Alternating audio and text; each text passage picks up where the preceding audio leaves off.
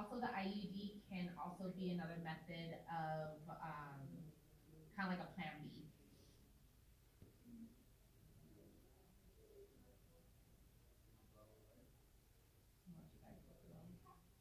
Cervical sterilization, so this is an insertion of small flexible agents to the vagina and the cervix into the fallopian tubes. What happens, these little coils that are inserted in the fallopian tubes, scar tissue builds around it, which prevents the patient from getting pregnant. Also known as the bilateral ligation. So these are when the fallopian tubes are tied, and in most cases they're cut. It's going to be different in females than males. So with each one, depends on the age, duration of infertility, medical history, kind of what exactly is going on. If they have any kind of surgical history, particularly pelvic or abdominal procedures is what they look into. Obstetric history, so if they've had many spontaneous abortions or if they haven't been able to keep a pregnancy, they look into this. Gynecological history, so any kind of abnormal uterine contours with their uterus, or if they have a history of disorders that can contribute to their scar tissue being built up, that's preventing kind of what's going on. Nutrition status is a big one, so especially overweight or underweight, they should always be on a healthy diet. Nutritional deficiencies such as anorexia can contribute to infertility. And definitely substance use, so alcohol, tobacco, heroin, methadone. I would say you're even seeing like cannabis as well. So that'll be interesting one if you guys ever do any type of research how cannabis can affect. We'll start with the males when it comes to infertility, just because it's the easiest and the cheapest to figure out if it's maybe the male, if they don't have a high sperm count, if it's coming from the male. Before they look into the female, just because they have to do a lot of many things to figure out exactly why the female can't get pregnant. Hysterocell means picture of. So that's just a picture of so they take a camera, takes a picture of the uterus and fallopian tubes. Usually the patient is under twilight sedation for that. A contrast dye is used, so we always want to assess allergies for shellfish or iodine prior to that procedure. Also, they can use a hysteroscopy, so this is looking into the uterus with the camera. Have the intrauterine insemination, in vitro embryo transfer. So I think this is the only one that you may see again is the in vitro fertilization embryo transfer, so the IVF. Collecting the client's eggs from the ovaries, then fertilizing those eggs in the lab with the sperm, and then they transfer that embryo to the uterus. And counseling is probably a big one. We want to always encourage the couples to express and discuss their feelings and recognizing infertility. So it's not something that's going to change overnight. It takes a lot of time. It takes a lot. Unfortunate complications, ectopic pregnancy. So that's when that ovum implants in the fallopian tubes or the abdominal cavity due to the presence of endometrial tissue. Also multiple gestation. So we have multiple eggs. Usually what they do, they try and put, especially with the in vitro, if they take 4 eggs and they try to implant it, they're hoping at least 1 or 2 can be able to conceive a child, but sometimes that may turn into all 4 of them, where they'll have 4 babies at one time.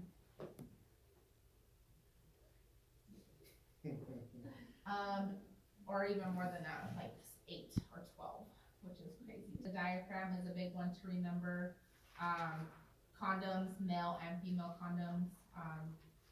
Probably the ones on your passive class are going to be the ones that are going to be the most important. You guys are pretty familiar with HIV and AIDS. I think you guys should learn about it here in adult health. Risk factors, i.e. drug use, multiple sexual partners, maternal history, or multiple STIs. Expected findings, they may feel fatigue or kind of like flu-like findings. As nursing care, so they'll be on antivirals, and that's to help keep those CD4 cell counts greater than 500.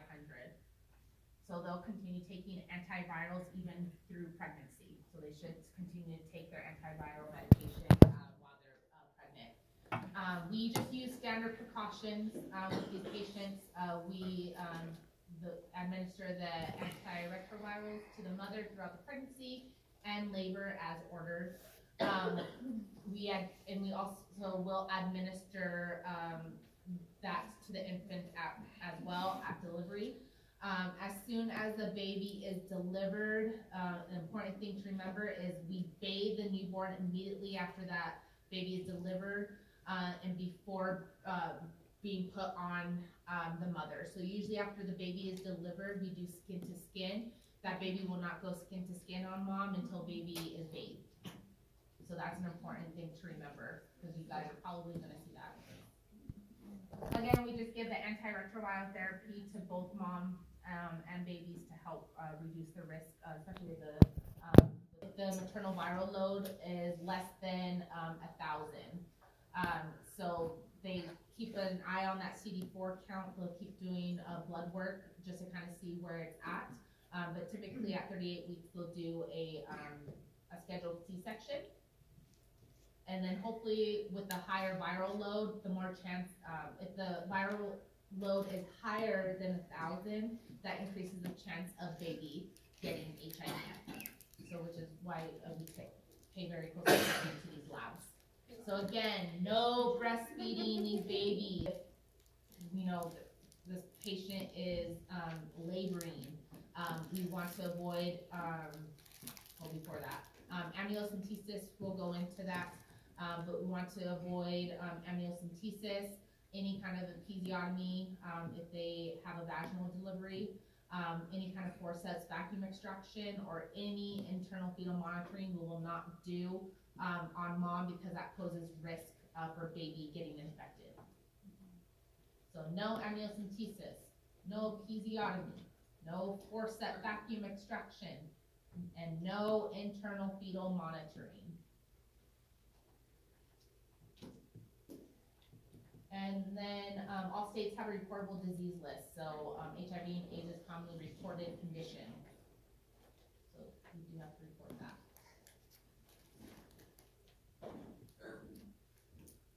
Torch infections. So this is an acronym for infections that are teratogenic. So this may cause birth defects. We'll go into what it stands for. Okay, so torch, T, stands for the toxoplasmosis. So this is a parasitic infection acquired by the consumption of raw or undercooked meat or handling cat feces. So we don't have these patients clean out their cat litter boxes, or if they do any kind of gardening, we don't have them do that because the soil may contain contaminants or other infection in the hospital. So with the rubella, if they're not immune, we'll go ahead and give them the vaccine. We don't give it to them while they're pregnant because it is a live vaccine and that can harm baby. C stands for cytomegalovirus. So this is a member of the herpes virus family.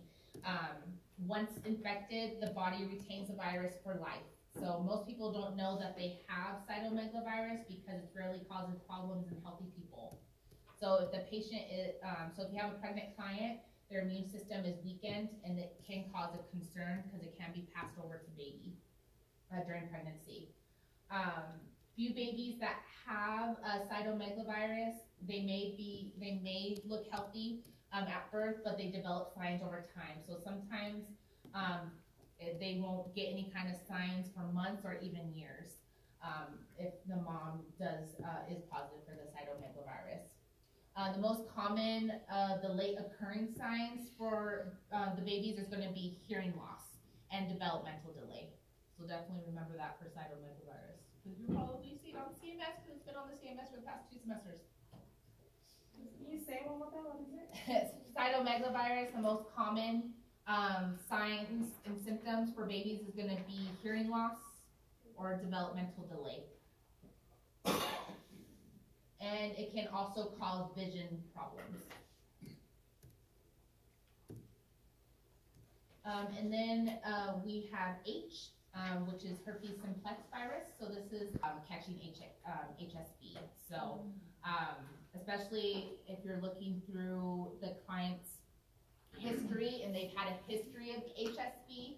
So once they have herpes, they have it for life, so it doesn't go away. They get put on antivirals, usually a cyclovir. They'll take a cyclovir just to help with the symptoms, but it's not, it will never go away. So especially if they've had lesions, vaginal lesions, the provider will have to go and do a speculum exam to look internally into the vagina and make sure there's no active lesions. The patients can still give birth vaginally as long as they don't have any kind of active lesions going on. But if you see any kind of lesion that's questionable, especially as a nurse, you're taking care of that patient, your whole shift, and all of a sudden you see like this lesion there, always get a provider involved. But before they start, if they're getting induced, or if they're in labor, they should always, especially if they have a history of HSV, a provider needs to do an internal spec exam.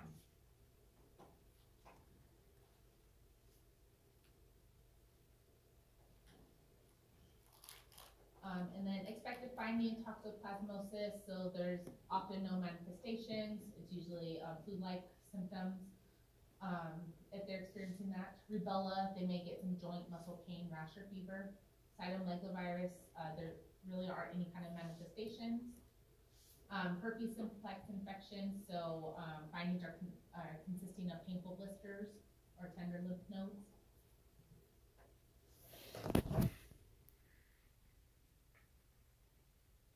Lab tests for a reason, especially with herpes HSV, we want to obtain cultures from clients who have HSV or at near term.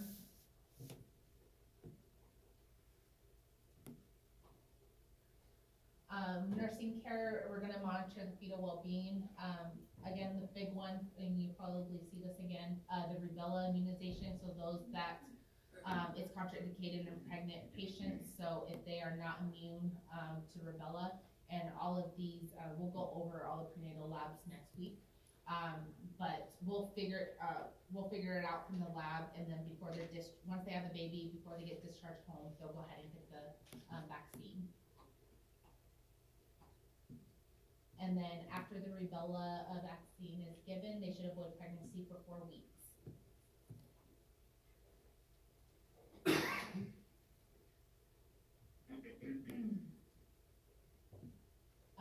Group B streptococcus, so also known as GBS infection.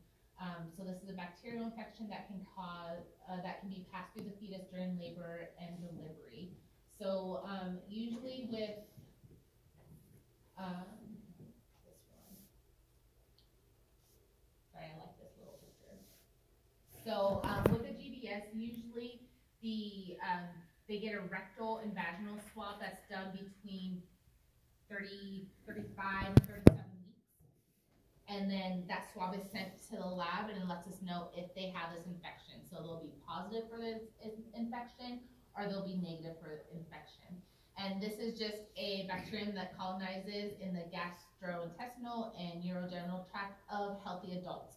So they don't have any kind of pre-existing stuff. It's just during pregnancy, if it's just abnormal flora, and this could just be with anyone, they'll either come back positive or negative. Now, if we have negative, we don't have to treat that client for anything. So if they're negative for this, we don't have to do anything.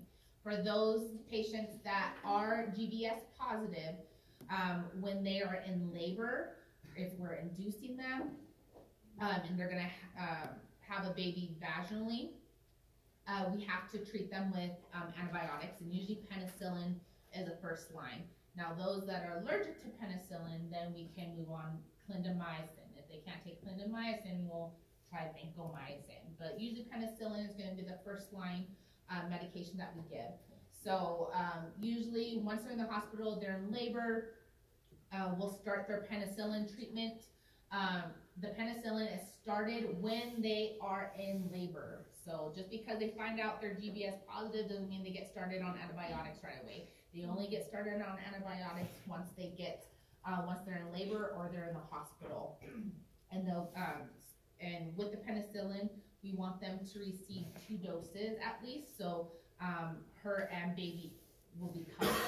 So with the penicillin, we'll give the first dose, and then after that, every 4 hours, she'll receive penicillin every 4 hours up until baby's delivered, which is why you don't want to keep giving someone antibiotics. So that's why we want to wait until they're in active labor. If their water's broken, especially if they're GBS positive, we also want to educate that client. If you start labor at home or if your water breaks, you need to come to the hospital right away because we need to get you started on antibiotics. Okay. The main cause of GBS infections during pregnancy, it can cause, especially during labor, it can cause a chorioamnionitis. So that just means there's an infection in the uterus. It can cause fetal distress. It can cause intrauterine fetal death, premature rupture of membranes, and premature delivery. Chorioamnionitis can happen if they are GBS positive, or if they've been ruptured, so if their water's been broken for long periods of time. If mom spikes the temperature, she'll be considered having, for short, we just call it chorio. So if she has a temperature greater than 38 degrees Celsius, she will be started on antibiotics, usually ampicillin and gentamicin for the chorioamnionitis. And baby will be closely monitored after delivery. If the baby looks like they're in distress, or if baby has a fever or respirations are high, heart rate's high, anything like that, then we may have to do some blood cultures on baby. But with GBS, we treat with penicillin for whatever reason. If mom ends up getting the chorioamnionitis, she'll also be started on other antibiotics, the ampicillin and gentamicin, along with baby if baby's experiencing any symptoms at all. Okay? Yeah, sepsis and meningitis, which is why we watch this baby very closely when they're delivered. I know if the We're positive. And if mom has chorioamnionitis, what medications are we treat her with? Ampicillin and gentamicin. Yes, is usually done between 35 and 37 weeks, so it's that vaginal and the rectal swab. Infection that can cause pre-rupture of membranes, preterm labor. It's usually commonly asymptomatic. We diffuse that for their baby, but we give it to all babies prophylactically because we don't know exactly what's going on. Who knows? Maybe she has chlamydia. We don't even know it by the time she delivers. Usually because we do the chlamydia and the gonorrhea, usually we'll do that as their prenatal labs. So what happens in the beginning of pregnancy, it may be a little bit different for the end of pregnancy. So that's why we give prophylactically to all babies.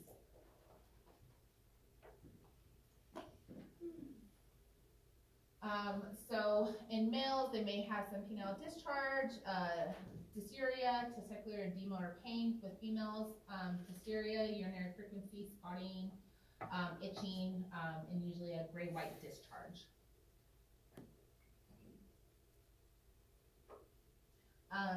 With nursing care, we, if they are positive for chlamydia, especially early on, usually all they take is either one dose of azithromycin, which is usually the easiest because it's just one pill they have to take, and then they'll be treated. They'll get retested again at their next prenatal appointment just to make sure they're clear from chlamydia. Or if they don't want to take the azithromycin, they can take amoxicillin. But with amoxicillin, then they have to take it for 7 days.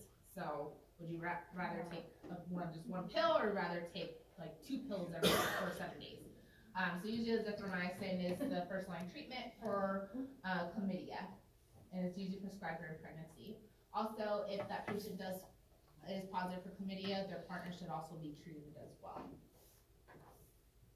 So hopefully she just has one partner at that time. Doxycycline can also be administered if they can't take those azithromycin or clindamycin. Gonorrhea, so still the same thing. Chlamydia and gonorrhea are sort of intertwined together when it comes to the infection. So it can cause premature rupture of membrane, so preterm labor. It could be asymptomatic if left untreated, it can cause blindness in babies' eyes, which is, we still give the prophylactic of the rifamycin.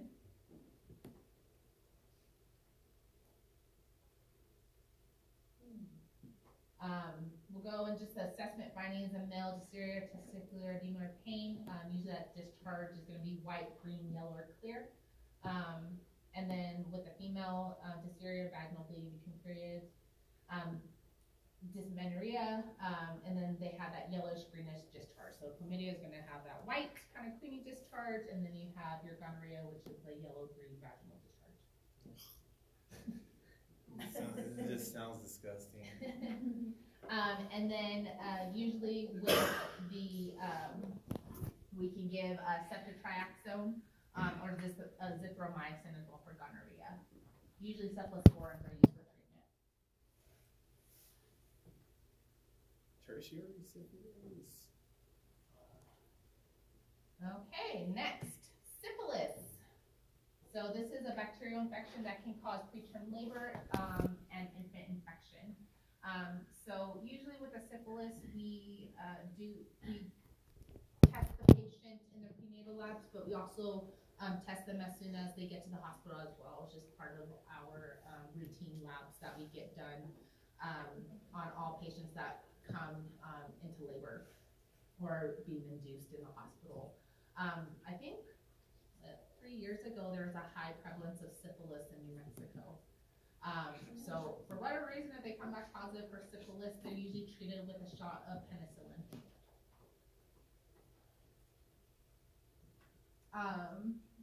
Signs or symptoms that they may have, if they can have a genital ulcer, rash on hands and feet, even flu-like symptoms.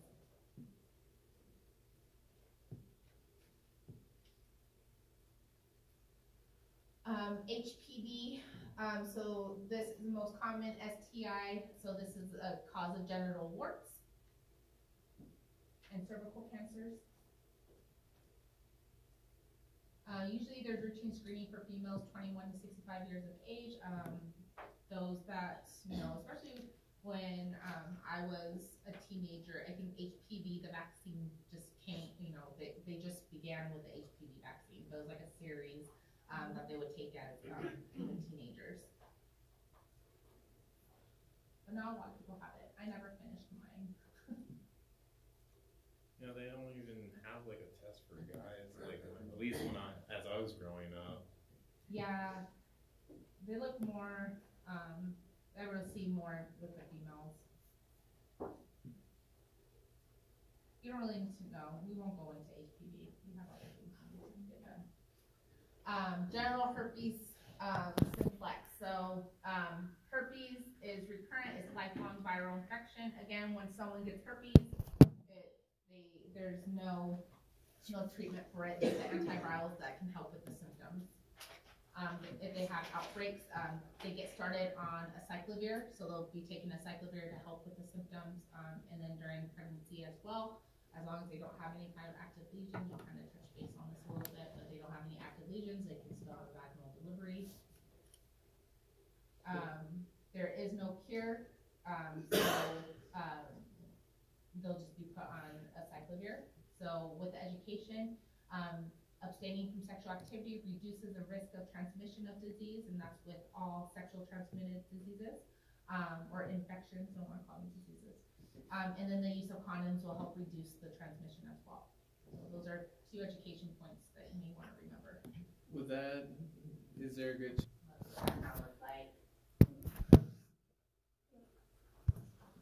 So this is a type of protozoan infection which causes yellow-green discharge, intense itching, painful urination. It's usually treated with antibiotics like Flagyl.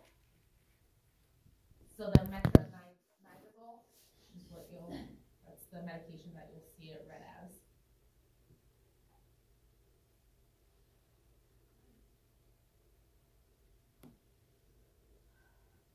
So just know that the discharge, yellow-greenish, frothy discharge color. And then they'll take the metronidazole to help, to take as treatment.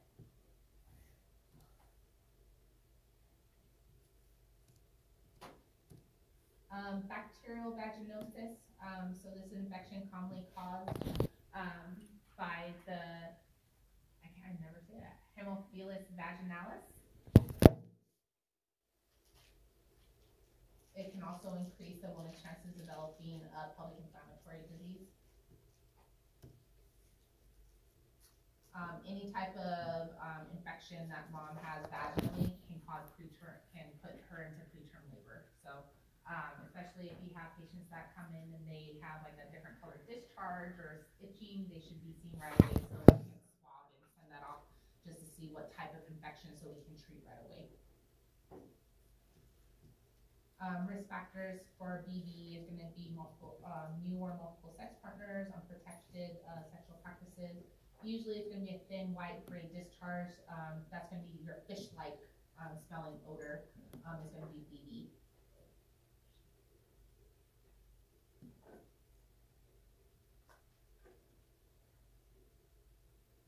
Metronidazole is going to be medication that we can give for it, or clindamycin.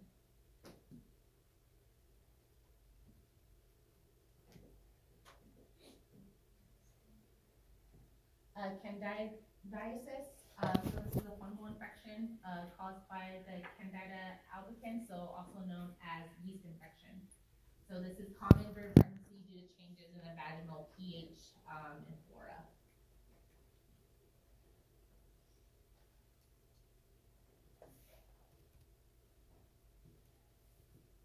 So usually assessment findings, they may have some thick white discharge, almost like that cottage cheese appearance. Pruritus, itching, vaginal inflammation, or burning with urination. So again, we always want to educate these patients if any of this is happening during pregnancy, they need to come in and get tested right away. Patient-centered care, so fluconazole is going to be the medication, topical therapy that we're going to do. Any kind of antifungal agents. We want them to avoid tight clothing, any damp clothing or bathing suits, douching, or scented feminine products. So scented feminine products is a big one, so try not to use those because that can cause this. And then wearing cotton underwear will help prevent, or especially if they have this, they should be wearing cotton underwear. Okay, so big one to remember. So chlamydia, big one to remember. Same thing with gonorrhea, just because you're gonna see chlamydia and gonorrhea all the time, especially if you go into women's health care. Another important one, no herpes simplex and your torch infections. So those are gonna be the most important ones to take in from all these infections. How long does it stay in for after intercourse? 6. And when does it need to be inserted? 6.